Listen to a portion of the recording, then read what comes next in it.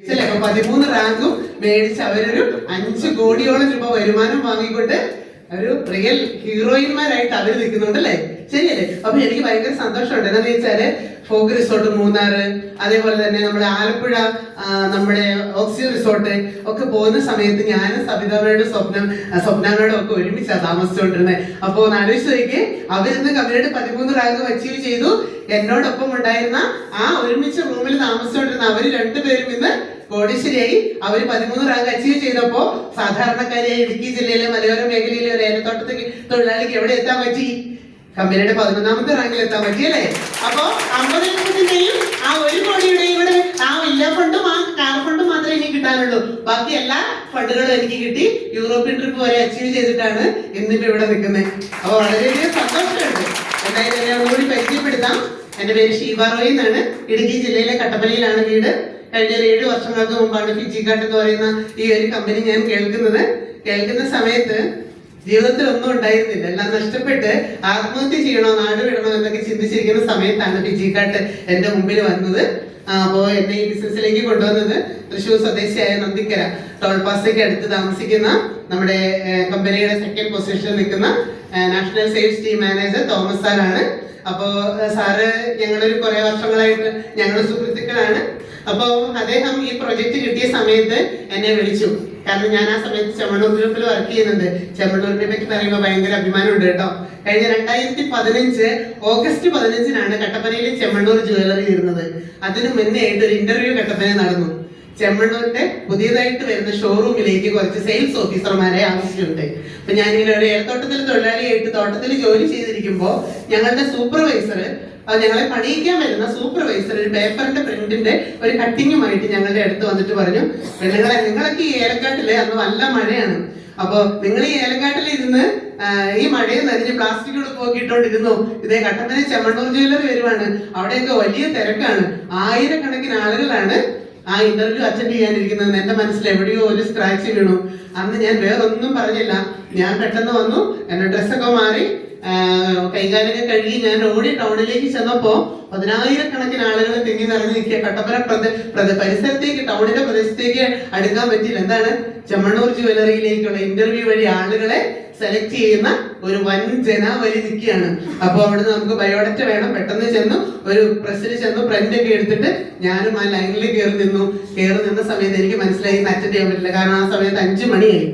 ഒരു 8 മണിക്കെങ്കിലും ആ ഇന്റർവ്യൂ എന്തായാലും അവസാനിക്കും. പക്ഷെ 10,000കണക്കിന് ആളുകൾ നിൽക്കണം. അപ്പൊ ഞാൻ നോക്കുന്ന സമയത്ത് ആരെങ്കിലും പരിചയം ഉണ്ടാവണേ, ഒരാളെങ്കിലും എന്നെ ഒന്ന് കയറി വിളിക്കണേ എന്ന് വിചാരിച്ച് നോക്കുന്ന സമയത്ത് എന്റെ ഒരു സുഹൃത്ത്, എന്റെ സ്കൂളിൽ പഠിച്ചിരുന്ന ഒരു കുട്ടിയും ആ ലൈനിൽ നിൽപ്പുണ്ട്. അവള് പറഞ്ഞു, എന്നെ ഇങ്ങനെ കൈകൊണ്ട് കാണിച്ചു. ഞാൻ ഇടിച്ചു ചെന്നു. പുറകിൽ നിന്ന ആളുകളൊക്കെ ചീത്തയൊക്കെ വിളിച്ചു. പക്ഷെ ഞാൻ മൈൻഡ് ചെയ്തില്ല. കാരണം എന്റെ പ്രശ്നം അത്രത്തോളം വലുതായിരുന്നു. കാരണം ഞാൻ ഒരു ഏലത്തോട്ട തൊഴിലാളിയാണ്. 15ാമത്തെ വയസ്സ് മുതൽ ടൈലറിംഗ് മേഖലയിലുണ്ട്. വീട്ടിലിരുന്നുകൊണ്ട് നിരവധി ജോലി ചെയ്യുന്നുണ്ട്.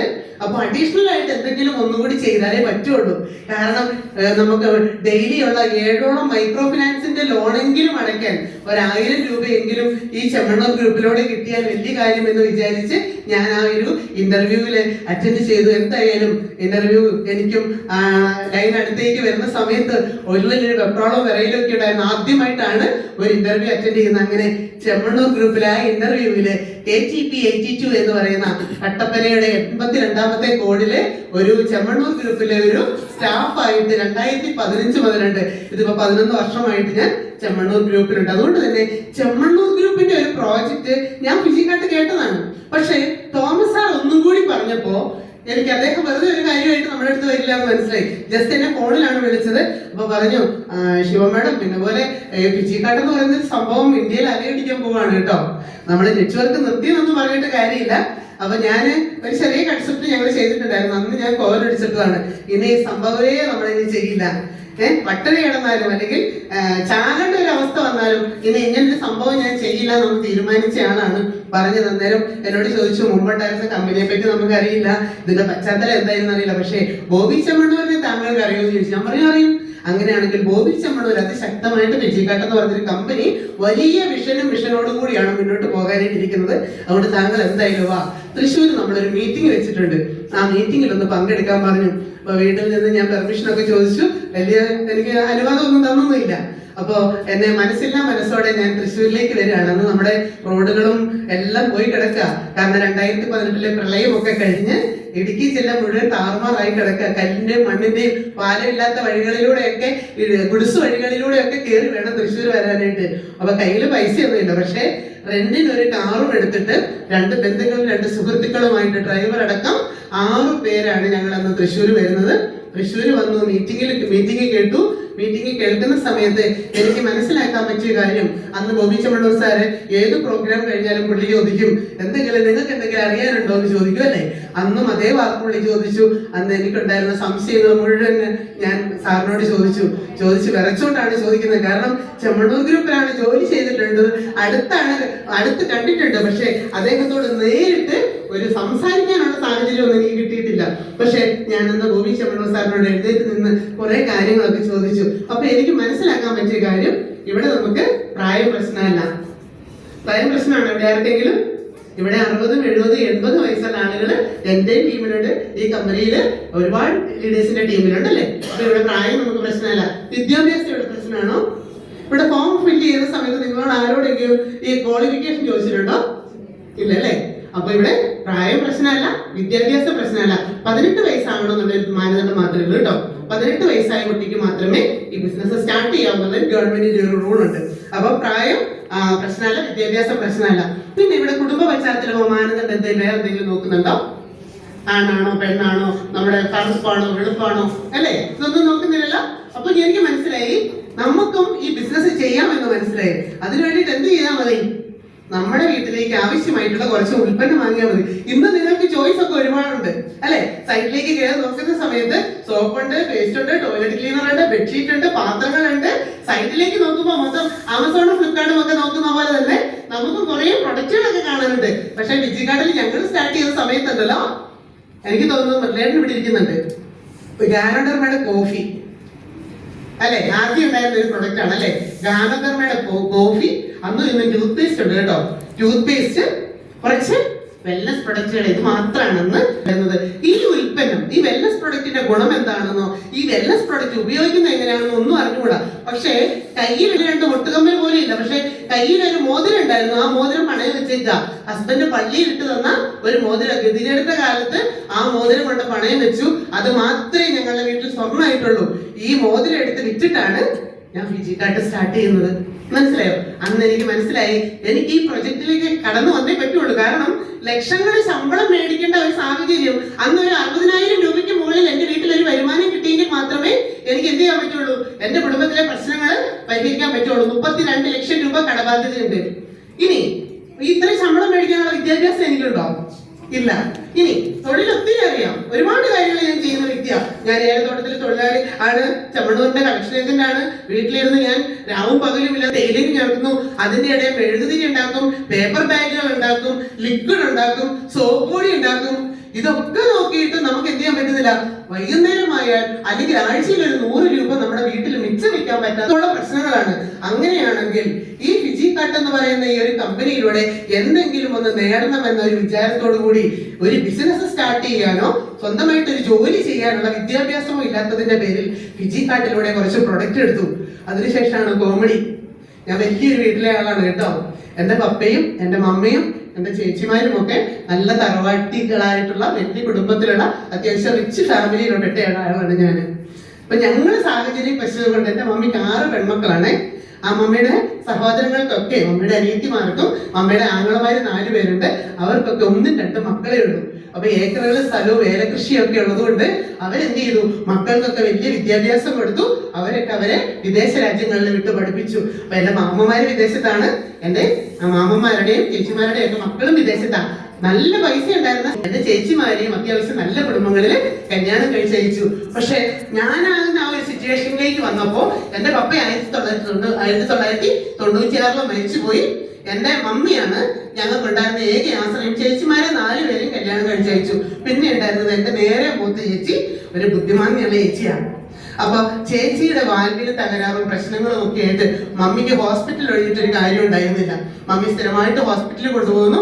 അങ്ങനെ ഞങ്ങളുടെ സ്വത്തും പൈസയും പണവും സ്വർണവും ഒക്കെ തീർന്നു നിൽക്കുന്ന സമയത്ത് എനിക്കാണെങ്കിൽ ആ സമയത്ത് ഒരു മൈഗ്രെയിൻ എന്ന് പറയുന്ന പ്രശ്നം വന്ന് എനിക്ക് 9ാം ക്ലാസ് കൊണ്ട് പഠിത്തം നിർത്തി. 10ാം ക്ലാസ്സിൽ സ്കൂളിൽ പോയിട്ടുണ്ട്, പക്ഷെ എക്സാം എഴുതാത്തതിന്റെ പേരിൽ 9ാം ക്ലാസ് വിദ്യാഭ്യാസ സർട്ടിഫിക്കറ്റ് ആണ് എനിക്കുള്ളത്. ആ സമയത്ത് എനിക്ക് ആ വിദ്യാഭ്യാസവും എനിക്ക് മുടങ്ങേണ്ടതായിട്ട് വന്നു. അങ്ങനെ മുന്നോട്ട് പോകുന്ന സമയത്ത് കുടുംബത്തിന്റെ മൊത്തത്തിൽ താളം തെറ്റി.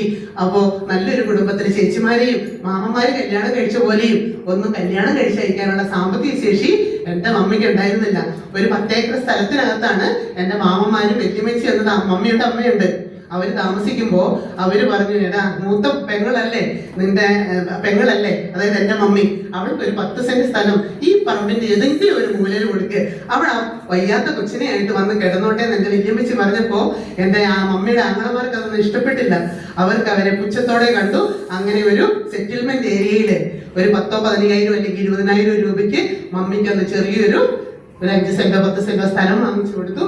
എന്റെ മമ്മി അവിടെ താമസം തുടങ്ങുന്ന സമയത്ത് ഷീബ എന്ന് പറയുന്ന ഒന്നുമില്ലാത്ത ഒരു കുടുംബത്തില് എല്ലാവർക്കും എല്ലാം ഉണ്ട്, പക്ഷെ ഞങ്ങളെ ഹെൽപ്പ് ചെയ്യാനോ ഒരു ബുദ്ധിമാന്യമുള്ള ചേച്ചിയും കൊണ്ടാണ് ഞാനും മമ്മിയും ഒക്കെ എവിടെ പോയാലും പോവുക. അപ്പൊ വീട്ടിലെ ബുദ്ധിമുട്ട് മനസ്സിലാക്കി കഴിഞ്ഞപ്പോൾ ഞാൻ എന്ത് ചെയ്തു, എന്റെ ഒരു ആന്റി മുംബൈയിൽ താമസിക്കുന്നുണ്ട്. ആന്റി നാട്ടിൽ വരുമ്പോ ഞാൻ ആന്റിയോടൊപ്പം മുംബൈയിലേക്ക് പോയി. അവർക്ക് അവിടെ അടുക്കള പണിക്കും കുട്ടികളെ സ്കൂളിൽ വിടാനും ഒരാള് വേണമായിരുന്നു. അങ്ങനെ ഞാൻ മുംബൈയിൽ പോയി. അവിടെ നിന്നൊരു 10 മാസത്തോളം മുംബൈയിൽ നിന്നു. അപ്പൊ എനിക്ക് മനസ്സിലായി ഇവിടെ നിന്നാൽ എന്റെ ജീവിതം തീരുള്ളൂ എന്ന്, എന്റെ ജീവിതം മുഴുവൻ ഇവിടെയുള്ള അടുക്കളപ്പണിക്കാരിയായിട്ട് തീരുള്ളൂ എന്ന് മനസ്സിലായി. ഞാൻ വീട്ടിലേക്ക് പോരണമെന്ന് പറഞ്ഞ് പിടിവാശി പിടിച്ചു. നാട്ടിൽ വന്നപ്പോ വീട്ടിലെ പ്രശ്നങ്ങളൊക്കെ ആകെപ്പാടെ മൊത്തത്തിൽ താളം തെറ്റി നിൽക്കുക. അങ്ങനെ ഇരിക്കുന്ന സമയത്ത് ഞാൻ തമിഴ്നാട്ടിലേക്ക് പോയി. അപ്പൊ മുംബൈയിൽ പോയപ്പോ 10 മാസം നിന്നപ്പോ ഇത്തിരി ഗുണങ്ങളൊക്കെ ഉണ്ടായി കേട്ടോ.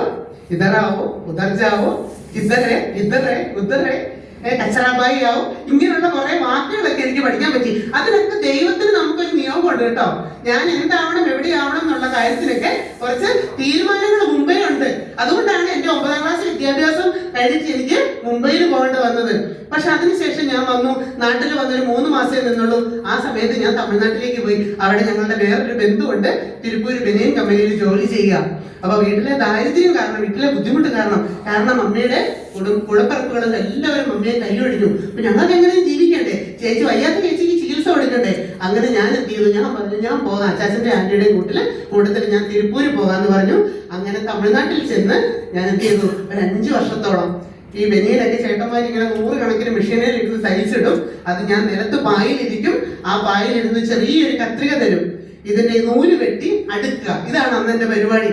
അപ്പോ ആ സമയത്ത് ഈ നൂല് വെട്ടി ഈ ബനിയൻ കമ്പനിയിലെ പൊടികളെല്ലാം കാരണം അന്ന് എനിക്ക് ആസ്മ എന്ന് പറയുന്ന രോഗം, ശ്വാസമുട്ടലിന്റെ പ്രശ്നമുണ്ട്. ഇന്നും ഞാൻ ഇൻഹേലർ യൂസ് ചെയ്യുന്ന ആളാണ്. അന്ന് ഞാൻ തമിഴ്നാട്ടിൽ നിന്ന് വരുമ്പോൾ അത്യാവശ്യം നല്ല രീതിയിൽ തമിഴ് പഠിച്ചു. അപ്പോ 4 വാക്ക് ഹിന്ദി പഠിച്ചു, അത്യാവശ്യം നല്ല രീതിയിൽ തമിഴ് പഠിച്ചു, പിന്നെ അറിയാവുന്നത് മലയാളമാണ് അല്ലേ. അപ്പോ ഈ വിജിക്കാട്ടുമായിട്ട് മുന്നോട്ട് പോകുന്ന സമയത്ത് അവിടെ നിന്ന് തിരിച്ചു വന്നു. ഒരു സാധാരണക്കാരനായിട്ടുള്ള പാവപ്പെട്ടവനായിട്ടുള്ള ഒരു വ്യക്തിയെ എനിക്ക് കല്യാണം കഴിച്ചു തന്നു. അന്നും എന്തായി, ഈ കുടുംബക്കാരുടെയും ബന്ധുക്കളുടെയും ഒക്കെ നടുവിലായിട്ടാണ് ഞങ്ങളുടെ താമസം. അപ്പൊ ഞങ്ങളെ എപ്പോഴും പുച്ഛത്തോടെ അവര് നോക്കുന്നത് ഒന്നുമില്ല. കാരണം എന്താന്ന് വെച്ചാല് ഞങ്ങൾക്ക് ജീവിതത്തിൽ മുന്നോട്ട് പോകാനായിട്ട് അവരുടെയൊക്കെ മുമ്പില് ഞങ്ങൾ പിച്ചക്കാരെ പോലെ. ഒരു കല്യാണ വീട്ടിലേക്ക് നമ്മളെ വിളിക്കില്ലാലും അഥവാ വിളിച്ചാൽ നമ്മുടെ സ്ഥാനം എവിടാന്ന് ചോദിച്ചാൽ അടുക്കളയിലാണ്. അടുക്കളപ്പണി ചെയ്യാനായിട്ട് ഒരാൾ വേണം, മനസ്സിലായോ. അപ്പോ എല്ലാവരും വളരെ സെറ്റപ്പോട് കൂടിയൊക്കെ വന്ന് എവിടെ ഇരിക്കും, ഹോളിലിരിക്കും. അവർക്ക് ചായ ഉണ്ടാക്കി കൊടുക്കാനും അവരെ ക്ഷണിക്കാനും അവർക്ക് ജ്യൂസ് ഉണ്ടാക്കി കൊടുക്കാനും അവരെ എതിരേൽക്കാനും ഒക്കെയാണ് അടുക്കളക്കാരിയായിട്ടുള്ള എന്നെ. അപ്പൊ സാമ്പത്തികമില്ലാത്ത സമയത്ത് നമ്മൾ എപ്പോഴും ഒരു അടുക്കളയിലെ മൂലയിൽ മാത്രം ഒതുങ്ങേണ്ട ഒരു വ്യക്തിയാണെന്ന് അന്ന് എനിക്ക് മനസ്സിലായി. ഇനി മറ്റുള്ള കല്യാണങ്ങൾക്ക് ആരും ഞങ്ങളെ വിളിക്കില്ല. അപ്പൊ എല്ലാവരും അവർ കല്യാണത്തിന് വിളിക്കാത്ത എന്താണെന്നറിയോ, അവരെ പോലെ യാത്ര ചെയ്യാൻ നമുക്ക് വാഹനമില്ല, ഇട്ടുകൊണ്ട് പോകാൻ ഓർണമെന്റ്സ് ഇല്ല, നല്ല ഡ്രസ്സൊന്നും ഇട്ടുകൊണ്ട് പോകാനില്ല, മക്കളെ ലുക്കി നിറക്കാനുള്ള സാഹചര്യമോ അല്ലെങ്കിൽ കല്യാണ ചെക്കനും പെണ്ണും ഒക്കെ വരുന്ന സമയത്ത് എല്ലാവർക്കും നല്ല നല്ല കളറുള്ള ഒരേ കളറുള്ള ഫ്രോക്ക് ഒക്കെ ഇട്ട് ബൊക്കെയൊക്കെ കൊടുത്ത് മറ്റുള്ള മക്കളെ എല്ലാവരെയും വിളിക്കും. പക്ഷെ എന്റെ മക്കൾക്ക് അതിനൊന്നും സാധ്യതയില്ല. കാരണം എന്താണെന്നറിയോ, എന്റെ മോള് അതിനുള്ള ഗെറ്റപ്പ് ഒന്നും ഇല്ല അന്ന്, മനസ്സിലായോ. അന്ന് നല്ലൊരു ഫ്രോക്ക് എടുത്ത് കൊടുക്കാനൊന്നും നമുക്ക് നിവൃത്തിയില്ല, അല്ലെങ്കിൽ അവർ വാങ്ങിച്ചു കൊടുക്കില്ല. അങ്ങനെ ഒരു സിറ്റുവേഷൻ വന്നപ്പോ എല്ലാവരും തള്ളപ്പെട്ട ഉപേക്ഷിക്കപ്പെട്ട ഒരു വ്യക്തിക്ക് 2019 അവസാനം പിജിക്കാട്ട് എന്ന് പറയുന്ന ഒരു പ്രസ്ഥാനം കിട്ടി. അതിനെ ആത്മാർത്ഥമായിട്ട് ഏറ്റെടുത്തു. ഞാൻ കടന്നു ചെന്നത് എന്റെ ഈ ബന്ധുക്കളുടെയും സുഹൃത്തുക്കളുടെയും ഒക്കെ എടുത്തേക്കാണ്. പക്ഷെ നോ മാത്രമേ ഞാൻ കേട്ടിട്ടുള്ളൂ. 4 മാസം കഴിഞ്ഞതിന് ശേഷം ഞാൻ എന്റെ സുഹൃത്തായിട്ടുള്ള അല്ലെങ്കിൽ ഈ കമ്പനിയുടെ നാഷണൽ സെയിൽസ് ടീം മാനേജർ ആയിട്ടുള്ള തോമസ് സാറിനെ വിളിച്ചിട്ട് പറഞ്ഞു, സാറ് ഈ പരിപാടി എന്നെ കൊണ്ട് പറ്റൂല സാർ, നോ കേട്ട് മടുത്തു സാർ, എന്നെ കൊണ്ട് ഈ പരിപാടിയായിട്ട് മുന്നോട്ട് പോകാൻ പറ്റില്ല എന്ന് പറഞ്ഞ സമയത്ത് സാർ പറഞ്ഞു, ഷീബേ, കഴിഞ്ഞ 4 മാസമായിട്ട് താങ്കൾ എന്താണ് ഫിജി കാർഡിലൂടെ എന്തെങ്കിലുമൊക്കെ ആകാം, കുടുംബത്തിലെ പ്രശ്നങ്ങൾ പരിഹരിക്കാം എന്നൊക്കെ പറഞ്ഞല്ലേ താങ്കൾ ഇവിടെ നിന്ന്, താങ്കളുടെ പ്രശ്നം എന്താണ്? താങ്കൾ പറയുന്ന ആരും ഈ ബിസിനസ്സിലേക്ക് കടന്നു വരില്ല. ഞാനൊരു കാര്യം ചെയ്യാം, എന്നെ അറിയാവുന്ന കുറെ ആളുകളുണ്ട്, പക്ഷെ ജീവിതത്തിൽ താങ്കളെ പോലെ പ്രതീക്ഷയുള്ള, ജീവിതത്തിൽ എന്തെങ്കിലുമൊക്കെ ചെയ്യണമെന്ന് പരിചയമുള്ള അല്ലെങ്കിൽ ആഗ്രഹമുള്ള കുറച്ച് ആളുകളെ എനിക്കറിയാം, ഞാൻ അവരെ പരിചയപ്പെടുത്തി തരാമെന്ന് പറഞ്ഞു. അങ്ങനെ സാറ് തന്ന കോണ്ടാക്ട് തിരുവനന്തപുരം ജില്ലയിലെ ഒരു പഞ്ചായത്ത് സെക്രട്ടറി ആയിട്ടുണ്ടായിരുന്ന ഒരു സുധീരൻ സാറാണ്. അദ്ദേഹത്തിനെ എനിക്ക് പരിചയപ്പെടുത്തി തന്നു. അദ്ദേഹത്തിലൂടെ ഒരു വ്യക്തിയെ കാണാൻ പോയി, അവിടെ ഒരു ടീം ചെറുതായിട്ട് ഉണ്ടാക്കിയെടുത്തു. അപ്പൊ നമുക്കിവിടെ എന്ത് ചെയ്യണം? മാം പറഞ്ഞതുപോലെ, പ്ലാൻ പറഞ്ഞതുപോലെ 2 ഷോപ്പ് വേണം അല്ലേ? ആ 2 ഷോപ്പിന്റെയും താഴെ നടക്കുന്ന കച്ചവടത്തിന്റെ വരുമാനമാണ് നമ്മുടെ അക്കൗണ്ടിൽ വരുന്നത് അല്ലേ? ഒരു സൈഡിലെ ഷോപ്പ് നല്ല രീതിയിൽ പോകുന്നുണ്ട്, പക്ഷെ വരുമാനം നമുക്ക് കിട്ടുമോ? ഇല്ല. അപ്പോ കുറച്ച് നല്ല കുറെ ഷോപ്പുകൾ ഞാൻ ഓപ്പൺ ചെയ്തു. അപ്പൊ എന്ത് ചെയ്തു? എനിക്ക് മനസ്സിലായി ഇതേപോലുള്ള കുറച്ച് ഷോപ്പുകളും കൂടി എന്ത് ചെയ്യണം, ഞാൻ ഓപ്പൺ ചെയ്യണമെന്ന് മനസ്സിലായപ്പോ സാറിന് കാര്യം മനസ്സിലായി. ഞാൻ ഓട്ടം മാത്രമേ ഉള്ളൂ, വലിയ വരുമാനമൊന്നും ഇല്ലെന്ന് മനസ്സിലായപ്പോ എനിക്ക് അടുത്തൊരു കോണ്ടാക്ട് തന്ന എവിടെയാണെന്നറിയാവോ? പാലക്കാട് ജില്ലയിലെ ശ്രീകൃഷ്ണപുരം എന്ന് പറയുന്ന സ്ഥലത്തുള്ള ഒരു പാവപ്പെട്ട പാടത്ത് പണിക്കാരായിട്ടുള്ള അച്ഛന്റെയും അമ്മയുടെയും മകനായിട്ടുള്ള ഒരു പയ്യനെ എനിക്ക് പരിചയപ്പെടുത്തി തന്നു. ഷീബയെ കുറെ കാലമായിട്ട് ഈ പയ്യന് എന്റെ പുറകെ നിൽക്കുക, സാറ് എനിക്ക് രക്ഷപ്പെടണമെന്ന് പറഞ്ഞ് നിൽക്കുകയാണ്. ഇവനെ ഒന്ന് കണക്ട് ചെയ്ത് തന്നു. ഇവനെ കാണാനായിട്ട് ഞാൻ പോയി. ഇവനോട് സംസാരിച്ചപ്പോൾ എനിക്ക് മനസ്സിലായി എന്നെ കഴിഞ്ഞ് ബുദ്ധിയും വിവരമൊക്കെ അവനുണ്ട്. കാരണം അവന് വിദ്യാഭ്യാസമുണ്ട്, സോഷ്യൽ മീഡിയ. എനിക്ക് അന്ന് സ്മാർട്ട് ഫോൺ ഫിജിക്കാർഡിൽ വന്ന് കുറച്ച് ദിവസം കഴിഞ്ഞപ്പോൾ ഞാനൊരു ഫോൺ കടം വാങ്ങിച്ചു. പക്ഷേ എനിക്കിതിനകത്ത് വാട്സപ്പ് നോക്കാൻ അറിയില്ല, ഫേസ്ബുക്ക് നോക്കാൻ അറിയില്ല, ഒരു സംഭവം എനിക്കറിയില്ല. സോഷ്യൽ മീഡിയ വഴിയൊക്കെ പ്രൊമോഷൻ നടത്താൻ പറയുന്നുണ്ട്, ഈ സംഭവം എനിക്കറിയില്ല. പക്ഷേ ഈ പയ്യൻ എന്ത് ചെയ്തു? ഈ കാര്യങ്ങളൊക്കെ എനിക്ക് അറിയാവുന്ന ഒരു പയ്യനായിരുന്നു. അവനെ ഞാൻ കൂട്ടുപിടിച്ചു. അങ്ങനെ അവനെ ഷെയർ ചാറ്റിലും ഇൻസ്റ്റാഗ്രാമിലും ഒക്കെ വേണ്ടി അവൻ എന്ത് ചെയ്തു? ഈ ഒരു ബിസിനസിനെ പ്രൊമോട്ട് ചെയ്തപ്പോൾ കാസർഗോഡുള്ള ഒരു പയ്യൻ അതിൽ കയറി കൊത്തി. മനസ്സിലായോ? എനിക്ക് 2ാമത്തെ ടീം എനിക്ക് ഡെവലപ്പ് ആകുന്നത് കാസർഗോഡ് ജില്ലയിലാണ്. അങ്ങനെ അവിടെ നിന്നും ഒരു 3000-4000 പേരുടെ ടീമിനെ എനിക്ക് ഒരു 2-3 വർഷം പട്ടിപ്പണി ചെയ്തു കേട്ടോ. അവിടെ പോയി കിടന്നു, അങ്ങനെ ഉണ്ടാക്കി. അങ്ങനെ കമ്പനിയുടെ ഏതാണ്ട് 9-10 റാങ്ക് വരെയൊക്കെ അവിടെ നിന്നും എനിക്ക് ഡെവലപ്പ് ചെയ്യാനായിട്ട് പറ്റി. ഇന്ന് കാസർഗോഡും തിരുവനന്തപുരവും മാത്രമല്ല, കേരളത്തിലെ 14 ജില്ലകളിലും ടീമിനെ ഡെവലപ്പ് ചെയ്തുകൊണ്ട് അത് ശക്തമായി വ്യത്യസ്തമായിട്ട് മുന്നോട്ട് പോകുന്നു. ഇന്നൊരു 30,000 പേരുടെ ടീം മെമ്പേഴ്സ് എൻ്റെ കൂടെയുണ്ട്. ഇന്ന് ഞാൻ ഈ ഒരു റാങ്കിൽ നിൽക്കുന്ന സമയത്ത് എൻ്റെ കുടുംബത്തിലേക്ക് 1000-ങ്ങളോ 10,000-ങ്ങളോ അല്ല, ലക്ഷങ്ങളല്ല, 1 കോടിക്ക് രൂപ മുതലിലേക്ക് വരുമാനം എൻ്റെ കുടുംബത്തിലേക്ക് ഫിജിക്കാർഡ് എന്ന് പറയുന്ന ഒരു പ്രസ്ഥാനത്തിലൂടെ വരുമാനം വാങ്ങിക്കാനായിട്ട് എനിക്ക് സാധിച്ചു. ഇന്ന് ഒരു സോപ്പും പേസ്റ്റും മാം പറഞ്ഞ പോലെ സോപ്പും പേസ്റ്റും ഒന്ന് മാറി, അത് മാറി ഒന്ന് ഉപയോഗിച്ചു. കുറെ ആളുകളെ ഇത് ശീലിപ്പിച്ചു. നിങ്ങൾ ടൂത്ത് പേസ്റ്റ് ഉപയോഗിക്കുക, നിങ്ങൾ പേസ്റ്റ് ഉപയോഗിക്കുക, നിങ്ങൾ ടോയ്ലറ്റ് ക്ലീനർ ഉപയോഗിക്കുക, നിങ്ങൾ ബെഡ്ഷീറ്റ് ഉപയോഗിക്കുക. നാട്ടിൽ ഇതൊക്കെ നിങ്ങൾ ഈ കഴിഞ്ഞ കാലാകാലങ്ങളായിട്ട് നിങ്ങൾ വാങ്ങിച്ചില്ലേ? നിങ്ങൾക്ക് എന്ത് കിട്ടി? നിങ്ങൾ സൂപ്പർ മാർക്കറ്റിലും റിലയൻസ് മാളിലും പല സ്ഥലത്തും നിങ്ങൾ ചെന്ന് സാധനങ്ങൾ വാങ്ങിക്കുന്നുണ്ട്.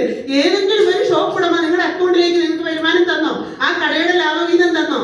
ഇല്ലല്ലേ? ഈ കാര്യങ്ങളൊക്കെ ദൃഢമായിട്ടും അവരെ പറഞ്ഞ് മനസ്സിലാക്കാനും തയ്യാറായപ്പോ ഓരോ ദിവസവും നമ്മുടെ ടീമിലേക്ക് സെയിൽസ് ഉടയം കൂടുതൽ വന്നു. ആളുകൾ നമ്മുടെ ടീമിലേക്ക് ഒഴുകാൻ തുടങ്ങി. അങ്ങനെ അവരിലൂടെ ഇന്ന് 100 അല്ല, 1000 അല്ല, 10,000 അല്ല, 30,000-ഓളം പേരെ ഈ ബിസിനസ്സിലേക്ക് എനിക്ക് എന്റെ ടീമിലൂടെ കൊണ്ടുവരാനായിട്ട് സാധിച്ചു. അതിനേക്കാളൊക്കെ സന്തോഷം എന്താണെന്ന് ചോദിച്ചാൽ 9ാം ക്ലാസ്സുകാരിയായിരുന്ന ഷീബയ്ക്ക് ഒരുപാട് കാര്യങ്ങളൊന്നും അറിയില്ല അല്ലേ?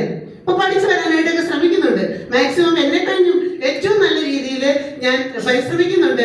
എന്തൊക്കെ അപ്ഡേഷൻ വരുന്നുണ്ടോ അതിലേക്കൊക്കെ ഞാൻ മൈൻഡ് ഒന്ന് മാറ്റാൻ ശ്രമിക്കുന്നുണ്ട്. പക്ഷെ അതിനൊക്കെ ഒരു ലിമിറ്റേഷൻ ഉണ്ട്. പക്ഷെ എന്നേക്കാൾ അറിവും ബുദ്ധിയും വിവരവുമുള്ള ഡോക്ടേഴ്സ് എന്റെ ടീമിലുണ്ട്, ടീച്ചേഴ്സ് എന്റെ ടീമിലുണ്ട്, എഞ്ചിനീയേഴ്സ് എന്റെ ടീമിലുണ്ട്. അതേപോലെ തന്നെ ബാങ്ക് എംപ്ലോയീസ് ആയിട്ടുള്ള ആളുകളുണ്ട്, MBA സ്റ്റുഡൻസ് ഉണ്ട്, ഇനി റിട്ടയർമെന്റ് ആയിട്ടുള്ള പോലീസ് ഉദ്യോഗസ്ഥന്മാരുണ്ട്, നിലവിൽ ജോലി ചെയ്യുന്ന പല ആളുകളുമുണ്ട്.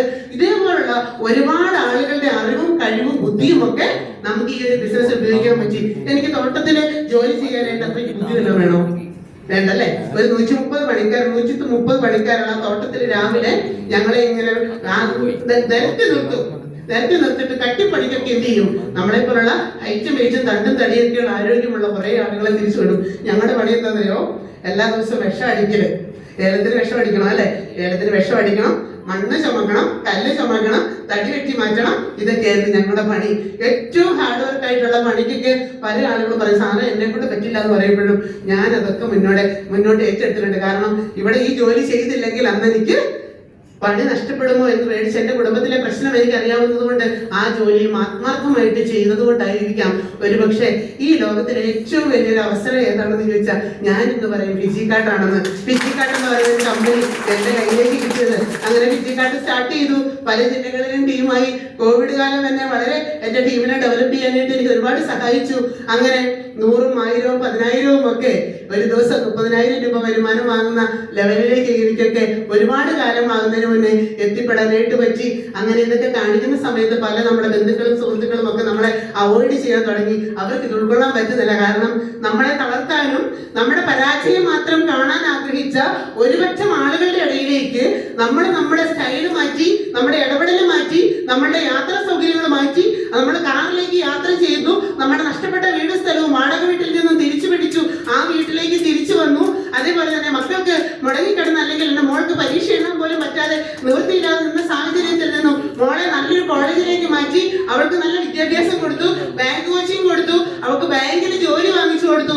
ഇതൊന്നും നമ്മുടെ നാട്ടുകാർക്ക് ഇഷ്ടപ്പെടാൻ പറ്റിയില്ല. അതിന്റെ ഇടയിൽ 1-2 പ്രോപ്പർട്ടി വാങ്ങിച്ചു എന്ന് ഞാൻ വളരെയധികം സന്തോഷത്തോടെ ഇരിക്കുന്നത്. എനിക്ക് 2 പ്രോപ്പർട്ടി ഉണ്ടായിരുന്നു. 2ഉം എന്റെ കയ്യിൽ നിന്ന് നഷ്ടപ്പെട്ടു. ആ 2 പ്രോപ്പർട്ടിയും ഞാൻ തിരിച്ചെടുത്തു. ഇപ്പൊ ഈ കഴിഞ്ഞ മാസം ഒരു 10 സെന്റ് സ്ഥലം വേറെ വാങ്ങിക്കാനായിട്ട് പറ്റി. ഇന്നലെ ഒരു 52 സെന്റ് സ്ഥലത്തിന് അഡ്വാൻസ് കൊടുക്കാനും കൂടി ആർക്ക് പറ്റി? എനിക്ക് പറ്റി. അപ്പോ ഒരു 3-4 പ്രോപ്പർട്ടികള് മാനേജ് ചെയ്യുന്നുണ്ട്. ഇന്ന് ഞാനും എന്റെ ഹസ്ബൻഡും ഒരു ഏലത്തോട്ട തൊഴിലാളിയാണെങ്കിൽ ഇന്നൊരു 2.5 ഏക്കർ ഏലത്തോട്ടത്തിന്റെ മുതലാളിയായിട്ടായിരുന്നു ഇവിടെ നിൽക്കുന്നത്. ആ രീതിയിലേക്ക് നമുക്ക് മാറാനായിട്ട് സാധിച്ചത് എന്റെ മാമമാര് ഗൾഫിലുണ്ടായിരുന്നോണ്ടോ എന്റെ ചേച്ചിമാരുടെ മക്കൾ ഇറ്റലിയിലും ഇസ്രയേലിലും ഉണ്ടായിരുന്നോണ്ടോ ഒന്നുമല്ല.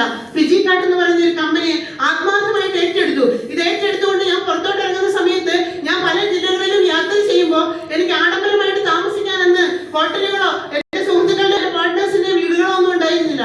അന്ന് ഞാൻ താമസിച്ചത് റെയിൽവേ സ്റ്റേഷനിൽ.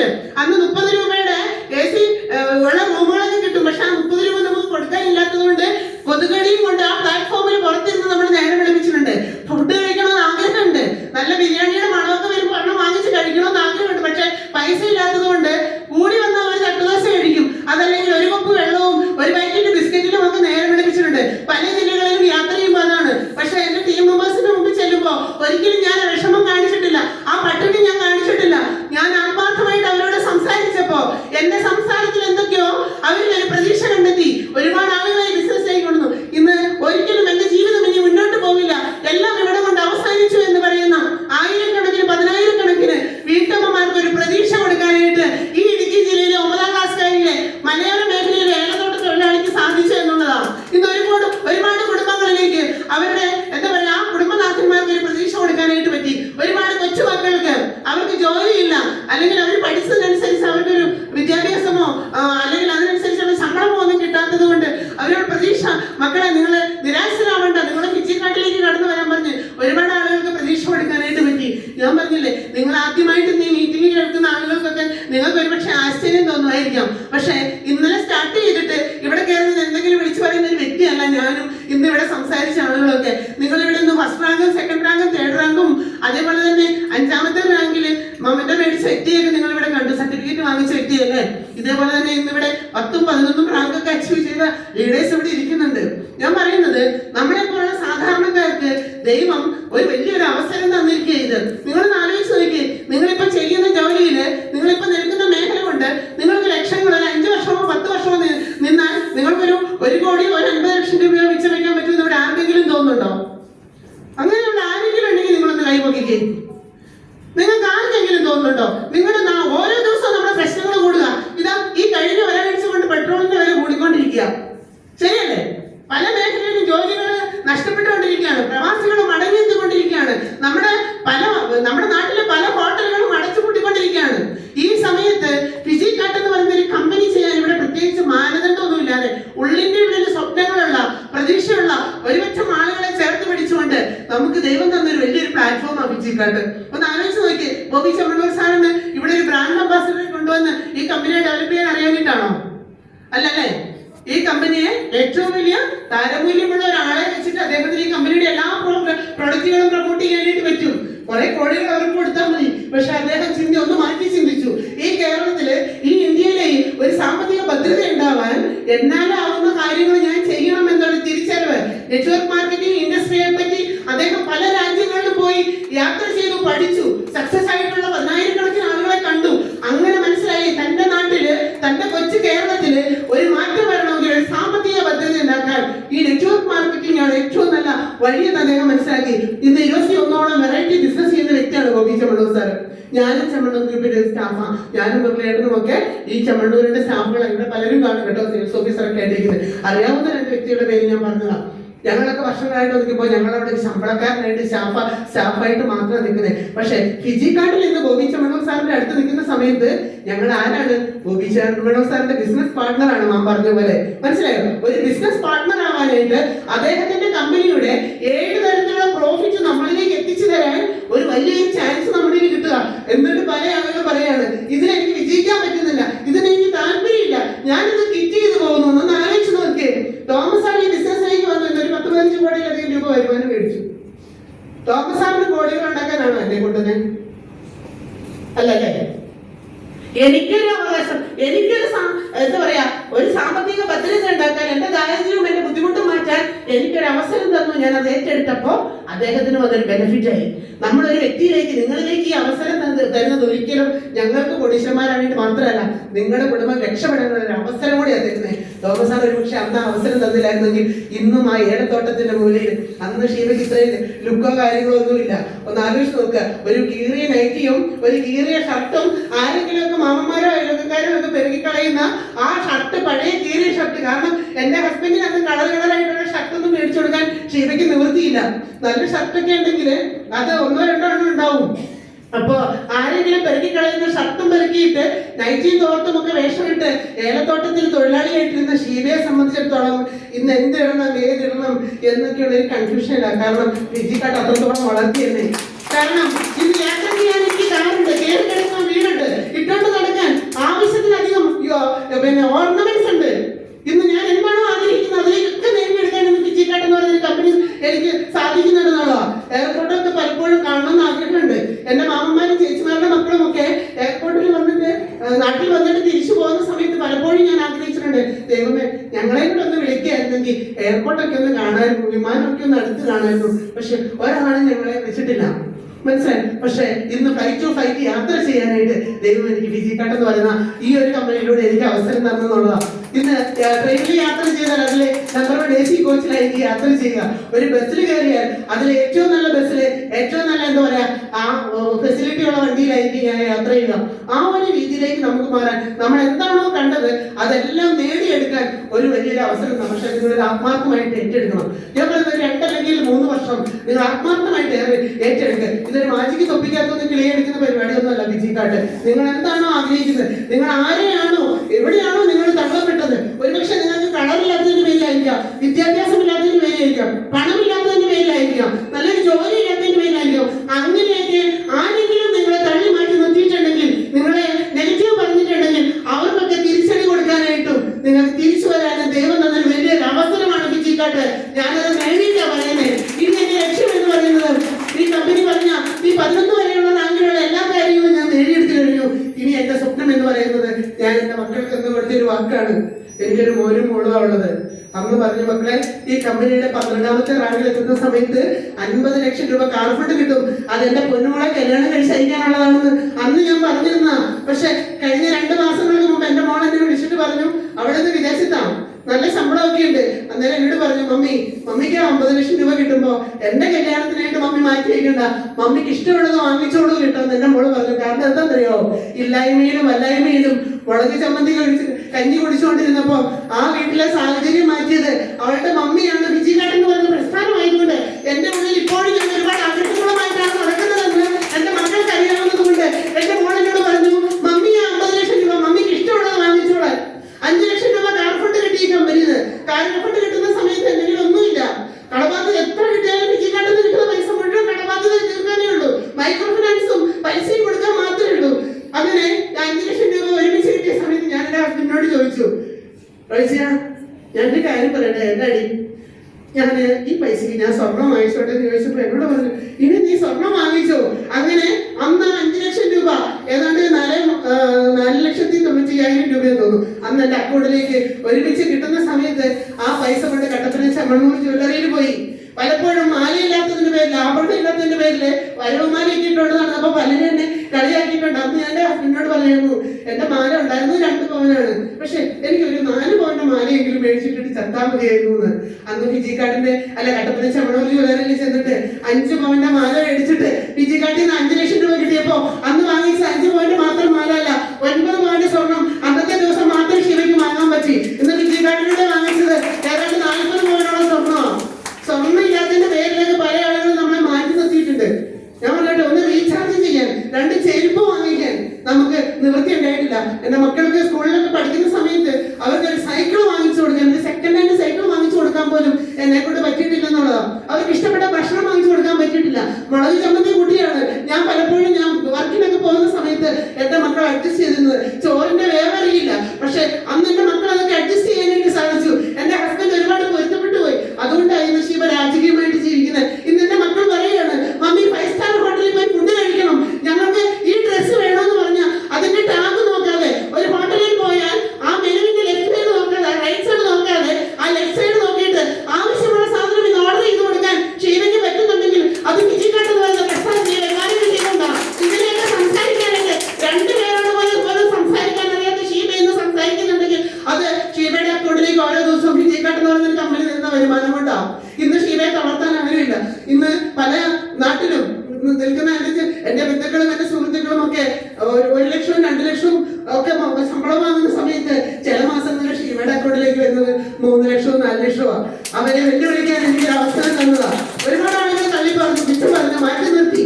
പലപ്പോഴും ഒരു കുടുംബശ്രീയിൽ നിന്ന് പോയി ലോൺ കൃത്യമായിട്ട് അടയ്ക്കാത്തതിന്റെ പേരിൽ എന്നെ എടുത്തു കളഞ്ഞിട്ടുണ്ട്. പക്ഷെ ഇന്ന് റിയൽ ഹീറോയിനായിട്ടാണ് ഞങ്ങളുടെ നാട്ടിൽ നിൽക്കുന്നത്, മനസ്സിലായി. അപ്പൊ അന്ന് തള്ളിക്കളഞ്ഞ ആളുകളൊക്കെ ഇന്ന് പലപ്പോഴും പൈസയുമായിട്ട് നമ്മുടെ അടുത്ത് വരും. ഈ പൈസ ഒന്ന് കൈ പിടിച്ചിട്ട് ഒരു ജീപ്പയിൽ ഒരു 10,000 രൂപ തരുമോ എന്ന് ചോദിക്കുന്നു. അതേപോലെ തന്നെ മാർച്ച് മാസമൊക്കെ ആയി കഴിഞ്ഞാൽ പിന്നെ ഭയങ്കര പേടിയായിരുന്നു. കാരണം എല്ലാ ബാങ്കുകാരും വീട്ടിലോട്ട് വരും. അപ്പോ ഒരുപാട് വിഷമിച്ചിട്ടുണ്ട്. ദൈവമേ, ഈ വർഷം എന്ത് പറയുമെന്ന് വിചാരിച്ചിട്ട് അങ്ങനെ ബാങ്കുകാർ നമ്മളെ കാണുമ്പോൾ പുച്ഛത്തോടെ നിന്നിട്ട് ഇനിയെങ്കിലും ഇതൊക്കെ ഒന്ന് അടച്ചുകൂടെ എന്ന് ചോദിച്ചിട്ട് ബാങ്കുകാർ നമ്മളെ പുച്ഛത്തോടെ നിൽക്കുന്നുണ്ട്. ഇന്ന് ഷീബയിലുള്ളത് 3 ക്രെഡിറ്റ് കാർഡാ. അതേ ബാങ്കുകാർ തന്നെ ഇന്ന് ബാങ്കിലേക്ക് ചെല്ലുമ്പോ എഴുന്നേറ്റ് നിന്ന് ക്ഷയിക്കേണ്ടി വന്ന രീതിയിലേക്ക് ഷീബയുടെ അക്കൗണ്ടിന്റെ വലിപ്പം മാറ്റിയിട്ടുണ്ടെങ്കിൽ അത് ഫിജിക്കാർഡ് എന്ന് പറയുന്ന കമ്പനി തന്നുകൊണ്ടാണ് ഇന്ന് ക്രെഡിറ്റ് കാർഡ് ഉണ്ട്. കഴിഞ്ഞ പ്രാവശ്യം ഞാൻ മുംബൈയിൽ പോയിട്ടുണ്ട്. മോട്ടോർ ആവശ്യത്തിന് വേണ്ടി തിരിച്ച് ഞാൻ കൊട്ടിയിട്ട് ട്രെയിനിങ് നടക്കുക. ആ ട്രെയിനിങ്ങിലേക്ക് വന്നു തിരിച്ച് ഞാൻ വീട്ടിൽ മുംബൈയിലേക്ക് പോവുക. മുംബൈയിലേക്ക് പോകുന്ന സമയത്ത് ടിക്കറ്റ് നമ്മള് ചെക്കിൻ ചെയ്തതിനു ശേഷം നമുക്ക് 2.5 മണിക്കൂർ സമയമുണ്ട്. ഞാനന്ന് അവിടെ ചെന്നിരുന്നു. ഞാൻ VIP കോച്ചിന് മുമ്പ് കയറിയിട്ടുണ്ട്. അന്ന് എന്റെ ലീഡേഴ്സിന്റെയും എന്റെ സുഹൃത്തുക്കളുടെയും കൂടെ കയറിയത്. 2-3 പേർക്ക് അന്ന് VIP ലോഞ്ചിൽ കയറാൻ പറ്റുള്ളൂ. പക്ഷെ ഇപ്രാവശ്യം ഞാൻ ഒറ്റയ്ക്ക് ആ VIP ലോഞ്ചിൽ കയറി. അതായത് ഒരു സാധാരണക്കാരിയായ ഒരു വീട്ടമ്മയ്ക്ക് അല്ലെങ്കിൽ ഒരു ഏലത്തോട്ട തൊഴിലാളിക്ക് നിന്നെ കൊണ്ടൊന്നും ആവില്ല എന്ന് പറഞ്ഞ ഒരു സാധാരണക്കാരി വീട്ടമ്മയ്ക്ക് എയർപോർട്ടിലെ VIP ലോഞ്ചിലിരുന്ന് 1 രൂപ മുടക്കില് ഇഷ്ടപ്പെട്ട ഭക്ഷണങ്ങളും ഇഷ്ടപ്പെട്ട സാധനങ്ങളും വാങ്ങിച്ചു കഴിഞ്ഞാൽ ഒരു 2 മണിക്കൂറിലധികം ആ VIP ലോഞ്ചിൽ ഇരിക്കാൻ പറ്റുന്ന പാകത്തിലേക്ക് എന്റെ അക്കൗണ്ട് വളർന്നിട്ടുണ്ടെങ്കിൽ, എന്നെ എന്താ പറയാ അതിലേക്ക് മാറ്റിയിട്ടുണ്ടെങ്കിൽ അത് ഫിജിക്കാർഡ് ഏറ്റെടുത്തതുകൊണ്ടാണ്. അതുകൊണ്ട് എനിക്ക് നിങ്ങളോട് പറയാനുള്ളത്, നിങ്ങളോട് ചിലപ്പോൾ പറയാമായിരിക്കും ഫിജിക്കാർഡിൽ ഇന്ന് തന്നെ സ്റ്റാർട്ട് ചെയ്തതെന്ന് പറയാൻ. നിങ്ങൾ ആരും അത് നിസ്സാരമായിട്ട് കാണരുത്. കാരണം നിങ്ങളുടെ ജീവിതത്തിൽ നിങ്ങളുടെ അച്ഛനോടും അമ്മയോടും സ്നേഹമുണ്ടെങ്കിൽ, നിങ്ങളുടെ മക്കളോട് സ്നേഹമുണ്ടെങ്കിൽ, നിങ്ങളുടെ ഹസ്ബൻഡിനോട് സ്നേഹമുണ്ടെങ്കിൽ, നിങ്ങളുടെ ഭാര്യയോട് സ്നേഹമുണ്ടെങ്കിൽ, നമ്മുടെ സമൂഹത്തോട് സ്നേഹമുണ്ടെങ്കിൽ, ഇന്ന് കാണുന്നതിനേക്കാൾ കുറെ കൂടി ബെറ്റർ ആയിട്ടുള്ള ലൈഫ് നിങ്ങൾ വേണം എന്ന് ആഗ്രഹിക്കുന്ന വ്യക്തിയാണെങ്കിൽ ഇന്നൊരു തീരുമാനം എടുത്തിട്ട് പോവാ. ചങ്കൂറ്റമുള്ള ആരെങ്കിലും ഉണ്ടെങ്കിൽ ഈ വേദിയിലോട്ട് പോരെ. ഇവിടെ നിന്ന് സ്റ്റാർട്ട് ചെയ്യാം. ഇവിടെ ഈ വേദിയിൽ ഞാനുണ്ട്. അന്ന് ശിവ മേഡത്തിന്റെ കയ്യിൽ പൈസ തന്നിട്ട് പരാജയപ്പെട്ടു പോയിന്ന് ഒരിക്കലും ആരും പറയില്ല. ഇന്ന് ചങ്കൂറ്റത്തോടെ ആദ്യമായിട്ട് ബിസിനസ് സ്റ്റാർട്ട് ചെയ്യുന്ന ആള് ഒരു 100 രൂപയ്ക്ക് 100 രൂപ, 500 രൂപയ്ക്ക് 500 രൂപ നിങ്ങളുടെ ഡെലിവറി വിളിച്ചിട്ട് വേദിയിലോട്ട് പോവാം. ഇവിടെ നിന്ന് ഈ ബിസിനസ് സ്റ്റാർട്ട് ചെയ്യാനുള്ള ചങ്കൂറ്റം കാണിക്ക്. അതാണ്, അങ്ങനെ ഒരു ചങ്കൂറ്റം കാണിച്ച വ്യക്തികളാ ഇന്ന് ഇവിടെ ഇരിക്കുന്ന പല ആളുകളും. അങ്ങനെ ആർക്കെങ്കിലും താല്പര്യം ഉണ്ടെങ്കിൽ ഈ മീറ്റിംഗ് കഴിയുന്ന സമയത്ത് ഞാനിവിടെ ഉണ്ടാവും. ഞാൻ പറയുന്നത്, ദൈവം പലപ്പോഴും നമ്മള് പടച്ചോനെ, ദൈവമേ എനിക്ക് എന്തെങ്കിലും ഒരു സാഹചര്യം തരണേ, എനിക്കൊരു വഴി തുറന്നു തരണേ എന്ന് പറയുന്ന സമയത്ത് ഒരിക്കലും നോട്ട് കെട്ടോ അല്ലെങ്കിൽ ലക്ഷങ്ങളുടെ സ്വർണ്ണ ബിസ്ക്കറ്റോ ഒന്നും നമ്മുടെ വീട്ടുമുറ്റത്ത് ആരും കൊണ്ട് തന്നിട്ടില്ല. അല്ലെ? ഞാനും രാവും പകലില്ലാണ്ട് പ്രാർത്ഥിച്ചിട്ടുണ്ട്, കഷ്ടപ്പെട്ടിട്ടുണ്ട്. പക്ഷെ ആരും തന്നില്ല, ഒരു ബന്ധുക്കളും ഉണ്ടായിരുന്നില്ല. മക്കൾക്ക് ഫീസ് അടയ്ക്കാനും മൈക്രോ ഫിനാൻസിന് ലോൺ അടയ്ക്കാനും നിവൃത്തിയില്ലാതെ ഗതികേടുന്ന സമയത്ത് മാമന്മാരുടെയൊക്കെ അടുക്കള മുറ്റത്ത് ചെന്ന് നിൽക്കുമ്പോ പട്ടിയെ പോലെ ഇറക്കി വിട്ടിട്ടുണ്ട്. പക്ഷെ ഇന്ന് അവരുടെ വീട്ടിൽ ചെല്ലുമ്പോ അവരുടെ അടുക്കളക്കാരി ആയിട്ടല്ല, അവരുടെ ഉമ്മത്ത് പോയിരുന്ന ആ സോഫയിൽ ഇരുന്ന് ഒരു റിയൽ ഹീറോയിൻ ആയിട്ട് മാർത്തവസ്ഥയിലേക്ക് അവസരത്തിലൂടെ മാറി. എനിക്ക് അതുകൊണ്ട് ആത്മാർത്ഥമായിട്ട് പറയുന്നത് വരും വേണം, നിങ്ങൾക്ക് വേണ്ടിയിട്ടുള്ളതാ ഇന്നത്തെ ദിവസം. കാരണം നമ്മൾ ജീവിക്കാനുള്ള പ്രശ്നം നിങ്ങൾക്ക് കിട്ടി. ഇതുപോലെ ചങ്കുറ്റി വേണം, എടുക്കാൻ ചങ്കുറ്റി വേണം. ആരെങ്കിലും ഉണ്ടെങ്കിൽ ഇന്ന് ഇവിടെ കടന്നുക, ഇവിടെ തുടങ്ങുകയാണ് നമ്മുടെ ലൈഫ്, ഇവിടെ തുടങ്ങുകയാണ് നമ്മുടെ റിയൽ ജീവിതം. ഇന്ന് സ്റ്റാർട്ട് ചെയ്യുക. ഇതുവരെ നമ്മൾ ജീവിച്ചു ഒരിടത്തുമല്ല, ഒരിടത്തും എത്തിയിട്ടില്ല. പക്ഷെ ഇന്ന് നമ്മൾ സ്റ്റാർട്ട് ചെയ്യാൻ പോവാ. അങ്ങനെ ഒരു തീരുമാനം എടുത്ത വ്യക്തിയാ ഇന്ന് നിൽക്കുന്ന കോടീശ്വരിയായിട്ടോ. ആർക്കും വേണ്ടാത്ത പരാജയം മാത്രം കാണാൻ ആഗ്രഹിച്ച ഒരുപറ്റ കുടുംബക്കാരുടെ ഇടയ്ക്ക്, ഒരുപറ്റ സമൂഹത്തിന്റെ ഇടയിൽ ഇന്നൊരു റിയൽ ഹീറോയായിട്ട് മാറാൻ സാധിച്ചിട്ടുണ്ടെങ്കിൽ അത് ഫിജിക്കാട്ട് ഏറ്റെടുത്തുകൊണ്ട് ഇന്ന് ഈ ബിസിനസ് സ്റ്റാർട്ട് ചെയ്യാൻ ആഗ്രഹിക്കുന്ന എല്ലാവരും ഇതിലോട്ട് പോലെ ഇവിടെ നമ്മൾ നമ്മുടെ ചരിത്രം തിരിച്ചു കുറിക്കാൻ പോവാ. ഇതൊരു തീരുമാനമാണ്. ആത്മാർത്ഥമായിട്ട് സുഹൃത്തുക്കളെ പറയുകയാണ്, ചങ്കൂറ്റത്തോടെ ഏറ്റെടുക്കാൻ തയ്യാറാണ്. ഒരു 3 വർഷം കഴിയുമ്പോ നിങ്ങളുടെ അക്കൗണ്ടിൽ ലക്ഷങ്ങൾ ഉണ്ടാവും. അന്ന് തള്ളി പറഞ്ഞ കുറ്റം പറഞ്ഞ ആളുകളുടെ മുമ്പില് നിങ്ങൾക്ക് ഒന്ന് പറയാനായിട്ടുണ്ടാവും. ഇതൊരു അവസരമാണ്, എപ്പോഴും ഇതൊന്നും കിട്ടാറില്ല. ഇന്നിവിടെ ആന അടഞ്ഞിട്ടുണ്ട് തൃശ്ശൂരില്. പല പ്രശ്നങ്ങളും പലയിടത്തും നടക്കുന്നുണ്ട്, പല കൊള്ളകളൊക്കെ നടക്കുന്നുണ്ട്. പക്ഷെ ഇന്ന് നിങ്ങൾ ഇവിടെ വരണമെന്നുള്ളത് ദൈവം തീരുമാനിച്ചിട്ടാണ് എത്തിയത്, അല്ലേ? വേണമെങ്കിൽ നമ്മുടെ കുടുംബത്ത് മരണം നടക്കാം, അപകടം നടക്കാം, പല സാഹചര്യങ്ങളും ഉണ്ടാവാം. പക്ഷെ ഇന്ന് നിങ്ങളെ ഇവിടെ എത്തിച്ചിട്ടുണ്ടെങ്കിൽ അതിവിടെ നിൽക്കുന്ന ഈ വ്യക്തികൾക്ക് വേണ്ടിയിട്ടാണ് ആത്മാർത്ഥമായിട്ട് ഏറ്റെടുക്കുക. പുതിയതായിട്ട് കടന്നു വന്ന ഓരോ വ്യക്തി നിങ്ങളുടെ കയ്യിൽ 100 രൂപയാണെങ്കിൽ ആ 100 രൂപ എടുത്തിട്ട് ഇവിടെ വാ. ചങ്കുറ്റത്തോടെ ഫിജിക്കാട്ട് സ്റ്റാർട്ട് ചെയ്യാനുള്ള കന്നഡ നിങ്ങൾ കാണിക്കുക. അതാണ് ഹീറോയിസം. ഇത്രയും എനിക്ക് പറയാനുള്ളൂ. ദൈവം നിങ്ങളെ എല്ലാവരും അനുഗ്രഹിക്കട്ടെ. ഈ കമ്പനിയുടെ 13 ആളുകൾ ആ 1 കോടി രൂപ വിലാസത്ത് വാങ്ങിച്ചു കഴിയുമ്പോ ഷീന എന്ന് പറയുന്ന വ്യക്തി പറഞ്ഞ വാക്ക് പാഴായിരുന്നില്ലായിരുന്നു. വരുന്ന 1.5 വർഷങ്ങൾക്കുള്ളിൽ നിങ്ങളെ കാണും. അതാണ് ഞാൻ എടുത്ത തീരുമാനം, അതാണ് എന്റെ തന്റേടം. ഇന്ന് അഭിമാനത്തോടെ മാത്രമല്ല, നല്ല അഹങ്കാരത്തോടു കൂടിയാണ് നിൽക്കുന്നത്. നാട്ടുകാരുടെ മുമ്പിലും വീട്ടുകാരുടെ മുമ്പിലും ഒക്കെ കൂടപ്പുറപ്പുകൾ പോലും തള്ളി പറഞ്ഞു. പക്ഷെ അവിടെയൊക്കെ നേരെ നിൽക്കാൻ പഠിപ്പിച്ചത് ഫിജിക്കാട്ട് എന്ന് പറഞ്ഞൊരു കമ്പനിയാണ്. ധൈര്യം തന്നത് ചെമ്മണ്ണൂർ ഗ്രൂപ്പാ. എന്റെ ലീഡേഴ്സാണ്, എന്റെ കൂട്ടത്തിൽ നിൽക്കുന്ന 10,000 കണക്കിന് എന്റെ പാർട്ട്നേഴ്സാ ഇവിടെ വന്നിട്ടുണ്ട്. ഒരുപാട് പേര്, നിങ്ങളോടൊക്കെ ഒരുപാട് അഭിമാനമുണ്ട്.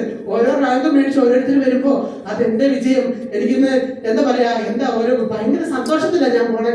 ഒരു കാര്യം പേരുണ്ട്, ഇന്ന് നമ്മുടെ ക്രൂയിസ് ട്രിപ്പ് അച്ചീവ്മെന്റ് നടന്നുകൊണ്ടിരിക്കുന്ന സമയം ഓഫർ അല്ലേ? ഞാൻ പറയുന്നത് ഈ വേദിയിൽ ഇരിക്കുന്ന ഈ മീറ്റിംഗിൽ പങ്കെടുക്കുന്ന മുഴുവൻ ആളുകളും ഒരു തുടക്കക്കാരനെ സംബന്ധിച്ചിടത്തോളം ഇനി 9 ദിവസം ബാക്കി കിട്ടുന്നുണ്ട്. ഒരു 100 സെയിൽസ് വോളിയം നമ്മുടെ ടീമിലൂടെ ലെഫ്റ്റ് റൈറ്റ് മാച്ച് ചെയ്ത് നിങ്ങളൊരു 2000 രൂപ വരുമാനം മേടിച്ചിട്ടുണ്ടെങ്കിൽ നിങ്ങൾക്ക് പോകാം. ഒരു ആഡംബര കപ്പൽ യാത്രയ്ക്ക് ഞങ്ങളൊക്കെ പോകാൻ തയ്യാറായിട്ടിരിക്കുക. ഞങ്ങളൊക്കെ ആ കപ്പലിൽ അടിച്ചു പൊളിച്ച് പോകുമ്പോ നിങ്ങളുണ്ടാവോ ഞങ്ങളുടെ കൂടെ? ഉണ്ടാവുന്ന തീരുമാനം എടുത്തിട്ടാണ് നിങ്ങളുടെ പോകാൻ. അതിന് സന്തോഷപ്പെടാം.